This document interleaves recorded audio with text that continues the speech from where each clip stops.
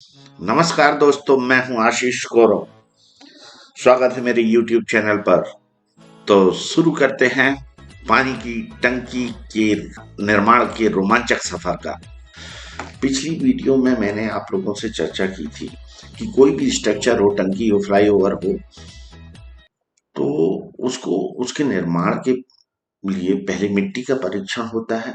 फिर उसके बाद में डिजाइनर उसके हिसाब से, मिट्टी की क्षमता के हिसाब से डिजाइन बनाता है। डिजाइन से ही वो ड्राइंग बनाता है। उस ड्राइंग पर अपन काम करते हैं। राइट। इतनी अपन ने चर्चा की थी। मैंने इस संबंध में पिछला वीडियो तैयार करके आप लोगों के लिए दिया था। इस वीडियो में अपन चर्चा करेंगे कि टंकी की साइट का सिलेक्शन कैसा होना चाहिए, कहाँ पर टंकी बनाना चाहिए वास्तव में अपने को, इस पर चर्चा करेंगे। और दूसरा अपन चर्चा करेंगे कि लेआउट कैसे डालते हैं, तो इस चीज पर अपन चर्चा करेंगे। तो वापस आते हैं अपन। पहले टंकी की साइट कहाँ होना चाहिए। वास्तव में गांव में या कहीं भी किसी क्षेत्र में अपने को यदि टंकी की साइट का सिलेक्शन करना हो, तो सबसे पहला पॉइंट तो ये आता है कि भाई अपन ये डिसाइड करें कि अपने को कितना एरिया चाहिए, स्ट्रक्चर का अपना क्षेत्रफल कितना बड़ा है। जैसे कि टंकी की गोलाई कितनी है, 6 मीटर है, 8 मीटर है, 10 मीटर, 12 मीटर, 15 मीटर, कितनी डायमीटर की टंकी बनना है, उस हिसाब से आपको जगह चाहिए। तो उसके लिए आपकी ड्राइंग के पहले वाले पेज पर जो लेआउट दिया होता है फाउंडेशन का, या प्लान दिया हुआ होता है, वहां से अपने को पता चलेगा कि अपने को एरिया कितना लगेगा। फिर अपने को ये भी देखना है कि गांव, कई बार क्या होता है, कुछ गांव अप एंड डाउन्स में होते हैं। तो अप एंड डाउन्स में कम से कम इतना तो अपने को देखना जरूरी है कि भाई गांव की जो एवरेज हाइट पर तो अपने को जगह मिले। गांव की एवरेज हाइट मतलब कुछ गांव की बसाहट जो है निचले स्तर पे है, और कुछ लोगों की बसाहट ऊंचे स्तर पे है। तो ऊंची हाइट पे जगह मिल जाए तब तो बहुत ही अच्छी बात है। लेकिन बाई चांस नहीं मिली, तो कम से कम सेंटर में, बीच में तो मिल जाए। कारण ये है कि अगर नीचे टंकी बना दी, तो टंकी में जो हाइट अपन देते हैं, ये जो पानी की टंकी में अपन हाइट देते हैं, इस ये जो हाइट अपन टंकी में देते हैं, तो इस हाइट की वजह से पानी प्रेशर से पाइपलाइनों के माध्यम से सप्लाई हो पाता है। राइट। अगर अगर नीचे टंकी बना दी और मान लो हाइट पे ऊपर, टंकी के ही लेवल पे बसाहट ऊपर तरफ है, तो फिर अब ऐसे स्थिति में उन क्षेत्रों पे पानी नहीं पहुंच पाएगा। इसलिए ये सेकेंड पॉइंट भी मैंने जो बहुत अच्छा इंपॉर्टेंट पॉइंट निकाला। तीसरा ये है कि काम करने और सामग्री रखने के लिए पर्याप्त जगह हो। क्या हो जाता है कि कई बार जगह तो बता देते साहब, टंकी की गोलाई कितनी है, 7 मीटर, 8 मीटर, 10 मीटर, साहब यहाँ बना लीजिए, लेकिन बना कैसे लें। सबसे बड़ी दिक्कत ये आती है, भैया हमें लोहा भी तो रखना है, सीमेंट भी तो रखना है, खुद भी तो रहना है, काम भी करने के लिए जगह पर्याप्त होना चाहिए। तो उस हिसाब से उतनी जगह अपने को मिलना चाहिए। फिर तीसरा ये है कि, चौथा पॉइंट ये है कि अपने को पूरी बिजली और पानी की व्यवस्था हो साइट पर, लोकेशन पर, जगह पे। कारण ये है कि अपने को गटर भी चलाना है, ग्राइंडर भी चलाना है, दूसरी मशीन वाइब्रेटर भी चलाना है, दूसरी मशीनरी भी चलानी होती, तो अब इसके लिए, और फिर रहने के लिए बिजली पानी नहीं चाहिए क्या। तो तराई के लिए पानी चाहिए, बिजली चाहिए। तो ये सब चीजें अपने को विशेष तौर पे टंकी की साइट के सिलेक्शन के समय ध्यान में रखने की जरूरत होती है।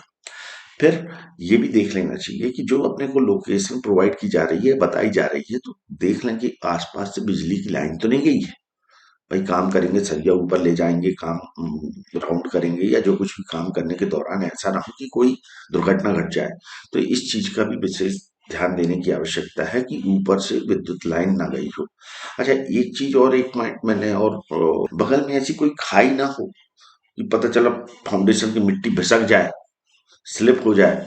तो ये कुछ मुख्य कारण है जो मैंने यहाँ पर आप लोगों को लिए बताए हैं कि टंकी की, जैसे बोल दिया कि यार टंकी, हमारे गांव में टंकी बनना है या किसी जगह पे टंकी बनना है, तो उस जगह किस, इन चीजों का जरूर ध्यान रखते हुए अपन साइट सिलेक्ट कर सकते हैं। सेकंड पॉइंट आता है अपना अपना साइट लेआउट का, जो अपने को जहाँ स्थल पर जहाँ पर टंकी बनानी है वहां पर ड्राइंग के अनुसार खुदाई करवानी पड़ेगी। वो ड्राइंग के अनुसार जो खुदाई करवानी पड़ेगी उसके लेआउट को कैसा डाला जाए। तो पहले अपने को सबसे पहले ड्राइंग के उस पार्ट को देखें जिसमें फाउंडेशन प्लान हो। तो ड्राइंग के पहले पेज पर ये चीज दी हुई है। पहले पेज पर ये जो प्लान दिया हुआ है इसको देखें आप। इसमें पूरा आपको समझ में आ जाएगा कि अपने को लेआउट जो डालना है वो कैसे डालना है। इसमें दिया हुआ है ड्राइंग का पहला पेज देखिए। पहले पेज में राफ्ट फाउंडेशन डिटेल्स ये दिया हुआ है, राफ्ट फाउंडेशन डिटेल्स। और ये दिया हुआ है column and raft layout plan, यानी कि अपने को इसके बेस पर ही लेआउट डालना है। खुदाई करवाने के लिए इसके बेस पर ही लेआउट डालना है। ये क्या दिया हुआ है इसमें कि राफ्ट फुटिंग डिटेल्स है, मतलब फाउंडेशन जो डलेगा, यहाँ कर्सर पर देखिए आप, फाउंडेशन डलेगा यदि सामने से काटी जाती है बीम तक नीचे तक फाउंडेशन को, तो वो सेक्शन ऐसा दिखेगा कि इस टाइप से ये इतने में पूरे में गिट्टी होते हुए जाएगी और चारों तरफ से उसकी गोलाई से ऐसी गिट्टी होते हुए, ये गोलाई से ऐसी होते हुए ये पूरा फाउंडेशन, ये पूरा कंक्रीटिंग जो पंजा बना हुआ दिख रहा है ना, इसमें ये पूरा यहाँ पर कंक्रीटिंग होगी ये चारों तरफ से। तो अपने को इसकी खुदाई करवाना है। इसमें देखिए कहीं ना कहीं दिया होगा डेप्थ कितनी, कितने नीचे तक खुदाई करवानी है। तो ये देखिए यहाँ पर ये जमीन दी हुई है, ये जमीन, ये जो ऐसा निशान दिया हुआ है, ये जमीन के लेवल का निशान दिया हुआ है कि ये जमीन है। इस जमीन से नीचे कितने जाना है, कितनी खुदाई करना है, तो ये लिखा होगा 2 मीटर से 2.5 मीटर, 2 मीटर से 2.5 मीटर, यानी 2 मीटर से 2.5 मीटर अपने खुदाई करना। हालांकि नरसिंहपुर जिले में, होशंगाबाद जिले में 3 मीटर का पाठ पढ़ा हुआ है। ये देखिए यहाँ पर भी दिया हुआ ड्राइंग, वही चीज यहाँ लिखी हुई है 2 से 2.5 मीटर। तो ये फाउंडेशन की खुदाई के लिए अपने को लेआउट डालने की अपन तैयारी कर रहे हैं। तो 2 से 2.5 मीटर अपने को खुदाई करवानी है। या अपन सेंटर से सेंटर यहाँ पर भी अलग से दिया हुआ है ये 6,000, अगर 6,000 मतलब 6 मीटर, 6 मीटर ये सेंटर से लेके सेंटर तक डायमीटर है। ये सेंटर से सेंटर तक कहलाता है डायमीटर, व्यास हिंदी में बोलते हैं डायमीटर। और इसका अगर बाहर के हिस्से पे और अपन बढ़ जाते हैं, यदि यहाँ सेंटर से चले अपन 3 मीटर, ये हो गया यहाँ तक, सेंटर से यहाँ तक 3 मीटर हो गया, और डबल कर दो तो 6 मीटर हो गया। अब इससे अपन और इधर को बाहर को चलते हैं तो कितना और बढ़ रहा है, ये इसमें शायद यहाँ कहीं दिया नहीं है, लेकिन पर ये ड्राइंग के ऊपर वाले पार्ट में देखते हैं कि अपनी फुटिंग सेंटर से कितनी गई है।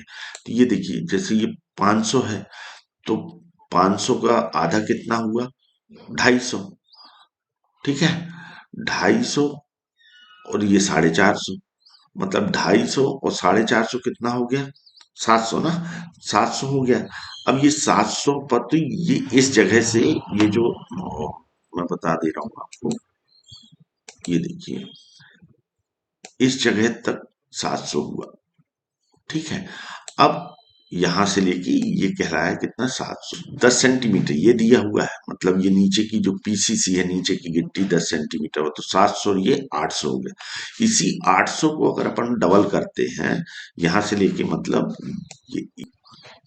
ये जो लंबाई है ये दी हुई है कितनी, 800, 800 का डबल किया तो 1600, ये ड्राइंग में ये दिखाया हुआ है, ये 1600 दिखाया हुआ है। मतलब सेंटर से यहाँ पर वापस आते हैं अपन, तो 300, 3,000 ये और 800 और मतलब 3,800 अपने को। ये जो लाइन गई हुई है, ये डॉट डॉट डॉट डॉट वाली, ये लाइन 3,800 पे गई हुई है, और अंदर वाली डॉट लाइन 3,000 में 800 कम, मतलब 2,200 हो गई। तो ये जो अपना पास पोर्शन बच रहा है, ये वाला पोर्शन, ये जो पोर्शन बच रहा है, ये पोर्शन जो है अपना, ये वास्तव में अपने को कितना बच रहा है, 2,200, यहां से लेके 2,200 और डबल कर दो तो 4,400 बच रहा है। 4400 बच रहा है, वो 5000 बच रहा होता, तब तो अपन बीच की मिट्टी को छोड़ सकते थे। इस मिट्टी को अपन खोदने से बचा सकते थे यदि 5 मीटर। क्यों?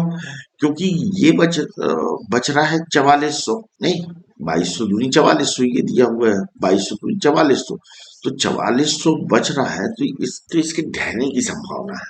अब ऐसी स्थिति में यदि अपने पास में पर्याप्त जगह आसपास है कि अपन इतनी पूरी यहाँ बाहर से लेके यहाँ बाहर तक, बाहर वाली सर्किल जो लाइन है, वहां की पूरी मिट्टी निकाल के अगर अपन बाहर अलग कर देते हैं, बाहर चारों तरफ डाल देते हैं, तो रखने की अगर पर्याप्त जगह है, तो अपन पूरा ही गड्ढा खोदना ज्यादा उचित है, जिससे कि नीचे काम करने में आसानी हो जाएगी। अब अपन ने इस गड्ढे को जैसे अभी बताया आपको 3800। अब इसमें क्या है, जेसीबी जब मशीन खोदेगी तो एकदम परफेक्ट गोलाई तो लाएगी नहीं, और ना ही परफेक्टली मतलब वर्टिकली, मतलब खड़े में पूरा कटिंग तो कर नहीं पाएगी। इसीलिए इसमें क्या करना चाहिए कि अपने को ये जो 3800 है, इसमें 1 फुट बढ़ा देना चाहिए, और अपन अंदर की मिट्टी खोद रहे हैं, अन्यथा की स्थिति में 1 फुट, यदि अगर अपन केवल नाली नाली ऐसी चारों तरफ से खोद रहे हैं, तो फिर 1 फुट यहां से कम कर दो और 1 फुट यहां से बढ़ा दो, तो अपने को नीचे पर्याप्त जगह पूरी सही अपनी पीसीसी और फाउंडेशन के लिए पर्याप्त मिल जाएगी। अन्यथा मिट्टी खोदना पड़ेगी, जो छूट जाएगी तो उसको बाहर निकालना पड़ेगा, अपने को काम करने में दिक्कत होगी। ठीक है। और अगर अपन बीच की पूरी मिट्टी निकाल दे रहे हैं, तो केवल इस 3800 जो अपना यहां से लेके बाहर तक ये पॉइंट है, 3800 में 1 फुट जोड़ लें, मतलब कितना कर लें, 4100 कर लें। 4100 के हिसाब से यहाँ पर एक सरिया गड़ाओ सेंटर में, इस जगह पर एक सरिया गड़ाओ, और इस सरिया से, सरिया में टेप में वो जो गोल रहता है उसको अंदर फंसा लो, और वहां से यहाँ तक टेप पकड़ो सीधा सीधा, और क्या करते जाओ कि ऐसा टेप से यहाँ सेंटर से ऐसा, यहाँ सेंटर से यहाँ नापा, और अपन ने ये निशान लगा दिया, ये निशान लगा दिया।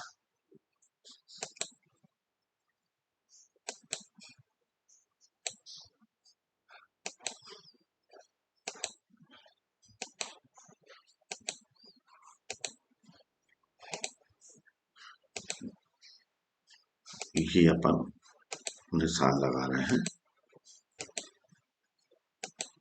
गोलाई पे टेप से, 3800 की गोलाई पे, 4100, सॉरी 4100 की गोलाई पे। 3800 में क्या है कि फिर मिट्टी रह जाएगी, तो उसको बाद में खोदना पड़ेगा। अन्यथा मशीन अगर खोदती है, जगह नहीं है, तो अपन 3800 खुदवा के, और बची थोड़ा बहुत सफाई करना पड़ेगी, छटाई करना पड़ेगी, टाइम लगेगा, इसीलिए।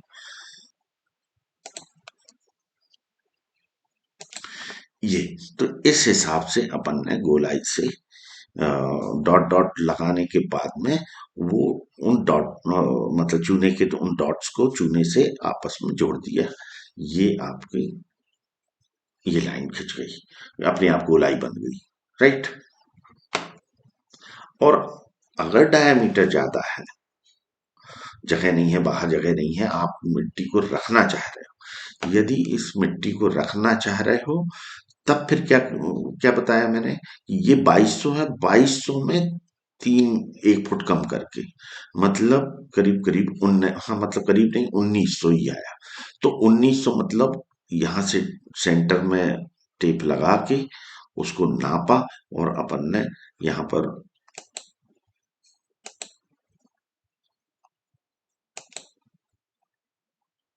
डॉट डॉट करके ऐसा निशान लगाते चले गए 1 1 फुट पे।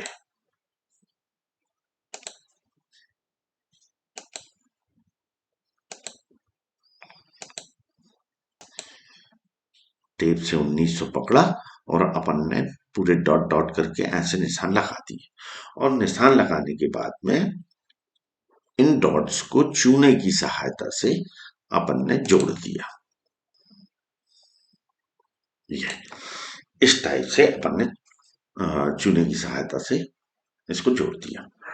ये आपका अब यहाँ यदि यदि ये अंदर की मिट्टी अपन रख रहे हैं तो केवल जेसीबी मशीन ये बीच की मिट्टी को निकालेगी, राइट। और गहराई कहाँ तक जाएगी? 2 से 2.5 मीटर तक। और यदि अपन बीच वाली मिट्टी अलग कर रहे हैं, डायमीटर इसमें अपने मिट्टी मिट्टी की पता भी चल जाता है कि यार ये मिट्टी फिसल सकती है, गिर सकती है, तो नीचे काम कर रहे पता चला किसी के ऊपर गिर जाए तो उस हिसाब से फिर बीज का भी निकाल देना ठीक होता है। तो अब बीज का भी अपन जब खुदाई करते हैं तभी पता चल जाता है जेसीबी मशीन में यदि ये मिट्टी को अपन खोद रहे हैं और इस तरफ की अंदर की मिट्टी भसक रही है तो फिर समझ जाओ कि यार ये इसको रखना खतरे वाली बात है, इसलिए इसको भी बाहर फेंक देना ही ठीक है। ऐसी स्थिति में पूरा गड्ढे बाहर बाहर की लाइन से अंदर की मिट्टी चारों तरफ से निकाल निकाल बाहर रख दे। अब बाहर इसमें क्या होता है, जेसीबी मशीन जो है वो मिट वो यहीं पर खड़े होके काम करके और राइट हैंड साइड में ऐसे चारों तरफ मिट्टी को यहाँ पर रखती चली जाती है। यहाँ मिट्टी रखती हुई जेसीबी चली जाती है। बीच की मिट्टी वो बीच में ही खड़े होकर उसको काम करना होता है यदि बीच की मिट्टी निकाल रहे हैं, क्योंकि मिट्टी यहाँ बहुत ज्यादा इकट्ठी हो जाती है इस पूरे एरिया में बाहर बाहर। ठीक है, मैं समझता हूँ ये चारों तरफ से मिट्टी पूरी जब इकट्ठी हो जाती है तो अपने को ये देख लेना चाहिए कि ये जेसीबी जिस जगह से निकलती है वहां पर थोड़ी सफाई फाई करवा दें जहां पर कि आप मिक्सचर वगैरह खड़ा कर सकें अपना काम करने के लिए। तो मशीन यहाँ से पूरा काम करते हुए जब बाहर निकलने मतलब आखिरी में पहुंचेगी तो उस जगह पे अगर मिट्टी हो जाती है तो थोड़ी सी जगह इतनी बना के रखें कि जहां पर आप अपने मिक्सचर वगैरह को रख के और आगे काम को कर सकें। तो आप सभी लोगों का बहुत बहुत धन्यवाद और मैं समझता हूँ कि आज आप लोगों को पूरा आइडिया लेआउट डालने से संबंधित पूरी तरह से मिल गया होगा। कहीं कोई डाउट हो तो मुझे कॉल कर सकते हैं मेरे नंबर पर।